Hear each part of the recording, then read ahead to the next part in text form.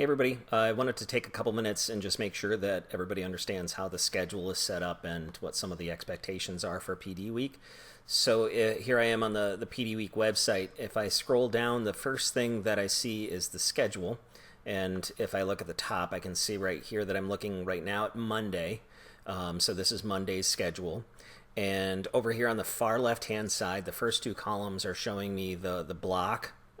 You'll hear us talk about which block a particular workshop is in, and then the time that block represents. Each of the blocks, they start an hour apart. Workshops are 50 minutes, so there's a 10-minute break in between each of the blocks. You'll see each day starts with the keynote, where we're all kind of together from 8 to 8:20, and then the first block starts at 8:30, and then we have lunch listed as 11:30 to 12. So the way this reads, if I want to know what I want to take first thing on Monday morning, I'll come over here, look at block 1, and then I just follow the schedule from left to right. So these are all of the sessions that are offered during block 1. Okay. You'll notice that they're different colors. If you were with us in past years for PD Week, you probably remember that the color coding corresponds to the audience for that particular workshop. So if I look down here at the bottom, there's a key. So it shows me the kind of pinkish color is pre-K through 5, so elementary. The blue is 6 through 12, so secondary. Purple is all grades, and then the yellow is custom. So again, that depends on the particular workshop and the presenter, the workshop that they put together. So in those cases, you'll see that the grade range is actually listed. So here's 312, 412, 48. Okay. So if you're looking at the yellow ones, you might want to pay attention to those. Now, one last word about the intended audience. It isn't like there's anybody that's going to be checking to make sure at the door that you fit that range. If you are an elementary teacher and you see a secondary topic that really is something that's interesting to you, go ahead and take it. There's no reason that you can't at all. We just do this so that you don't feel like you walk into a workshop and are blindsided because you're a 10th grade teacher and everything that you got there was aimed at 4th and 5th grade. So it's just to kind of help you maybe narrow your focus for the day. If I scroll a little further down here, you'll notice that the bottom, as I put my mouse here, that this scroll wheel highlights. This is a spreadsheet that's embedded on the website, so it doesn't actually fit the entire schedule, unfortunately. So what you need to do is just grab that scroll bar, and you can scroll to see the last offerings for the day, or not the last offerings for the day, but the last column of offerings for each of these blocks. Okay? Now, by the way, if that is troubling you, you have a hard time getting to that last column, or you want to make sure you're not missing anything, as you put your mouse over the schedule, you'll notice up here in the corner there's a little gray box that appears with another box and an arrow. If I click on that, what it's going to do is it's going to open up the schedule in an actual Google Sheet in another tab. So you'll be able to see the whole thing at once if that's easier for you to look at. Okay? Go ahead and close that. Come back here. Couple of other things. If you come down here to the bottom again, right below where the scroll wheel is, you'll see each of the days listed. Clicking on that will bring you to that day's schedule. So now I'm looking at Tuesday. Now I'm looking at Wednesday. Okay. So you can go through the schedule that way. Okay. I'm going to come back in just a second because it says up here, you'll see that if you'd like to make a copy, click here. Let me come down to the catalog first, and you'll see why this particular link might be useful to you. So if I keep scrolling down the page, the next thing I come to is the catalog. So here we have all of the workshops that are up here listed on the schedule, but on the schedule all you're getting is titles and kind of an idea of the audience, but nothing else. So if you come down to the catalog, you can see, again, it's an embedded spreadsheet. So the first column is the title, and then the second column is the audience. So again, you get an idea, and in this case, a little more specific, because not only is it telling you which grade ranges, but also if there are specific subjects. So for instance, looking at this one, this is aimed at all elementary, but math specifically. Okay, so you will want to pay attention to those things. All right. The next column over is the description. So this is going to tell you a little more specifically exactly what to expect out of that workshop. Then the next one over is dates and times. This is so that if you want to start with the catalog and kind of go through all of these and look at them and find which ones you know are kind of your must-haves for the week, the ones you really want to make sure, this is going to help you find them on the schedule a lot quicker because it'll tell you exactly which day or days and which blocks that workshop is offered.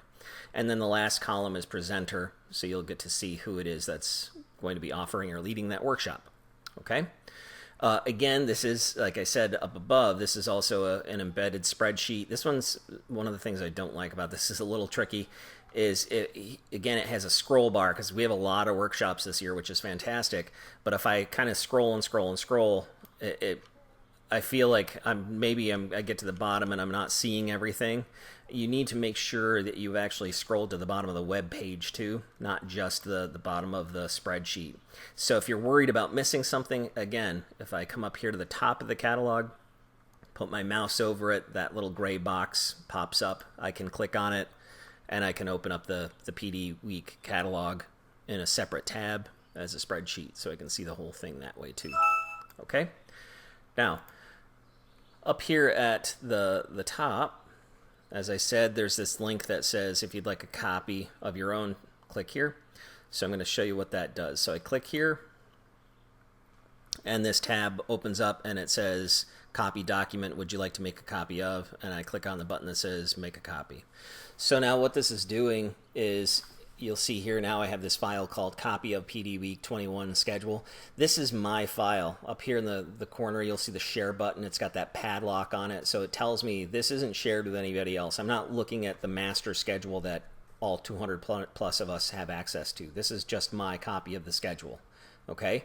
The reason I did this is because you're going to have a couple weeks here before registration opens. So some of you that are planners are probably going to want to use some time here to go through the schedule and figure out what you want to take each day so that when registration opens, you're ready to go ahead and register.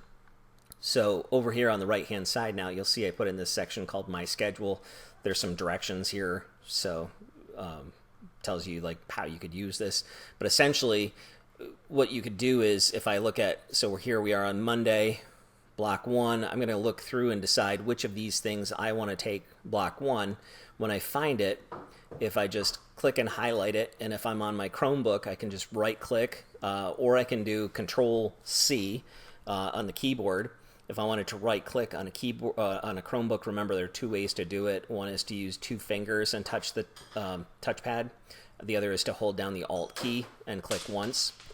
And if I do that, it gives me the right-click, so I can do copy. And then I just come all the way across to the corresponding blank cell here under My Schedule.